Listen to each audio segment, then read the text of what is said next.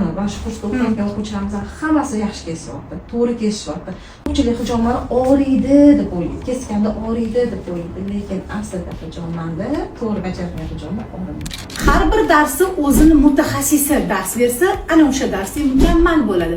Shu qatori bizning o'quv kursimizda ham oliy toifali O'zbekiston Xalq tabobining assotsiatsiyasining a'zosi Barnoz Sobitova hijomadan dars berishni boshlaganlar. Lekin undan keyin har xil o'quv kursida hijoma darsligi qo'shilishni boshladi. Mayli, bunga qarshiligimiz yo'q. Lekin bizning o'quv kursimizdagi Barnoz Sobitovaning darslari qolganlardan tubdan farq qiladi. Sababi bilasizmi nimaga? Chunki so'ysa ham qassob so'ysin. O'quvchi bergan dars bilan oliy toifali Xalq tabobining assotsiatsiyasining a'zosi darsligida juda katta farqi bo'ladi.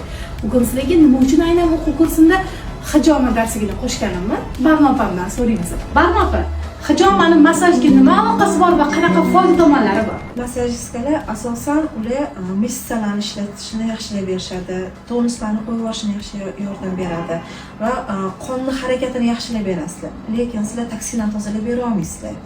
Buni toksindan tozalab berish uchun hijoma yaxshi yordam beradi. Hijomani avvalambor kesish to'g'ri bajarishdi. Ko'pchilik yonga, ko'ndalanga yoki gorizontal, vertikal holatda kesish holati bo'ladi, lekin hijomada biza tanamiz bo'ylab, ya'ni bizda qon tepadan pastga aylangani uchun biza plus holatida kesamiz. Va o'sha to'g'ri kesilgandan keyin agar epidermis qavatini to'g'ri kessak, bizda limfatik jizgis, ya'ni limfa suyuqligi chiqishni boshlaydi. Limfa suyuqligi chiqqandan keyin u joyda qon toza bo'ldi, ya'ni hijoma holati to'xtatiladi. Sizni kursingizdagi o'quvchilar hammasi to'g'ri kesadi. To'g'ri kesimda kesishadi. Men bundan xursandman. Xato kesadiganlar ham bo'lgan, hijomani bilaman deb kelganlar. Ha, albatta o'qib, nechta joy bitirib kelganlar ham bo'lgan, lekin o'shalar men kesmas ekanman deyishgan. Ularning o'quv kurslarining hamma ma'lumotni, to'g'ri hijoma qilish, massajdan keyin bog'liq jihatlarni ko'ryapsizlar. Uni hammasini meni o'quv kursimda to'liq qilib ma'lumot qilib olishingiz mumkin. Ya'ni hijomachi bo'lib chiqishingiz mumkin bo'ladi. Siz hijoma qilish holati faqat bizning o'quvchilarimiz qiladi.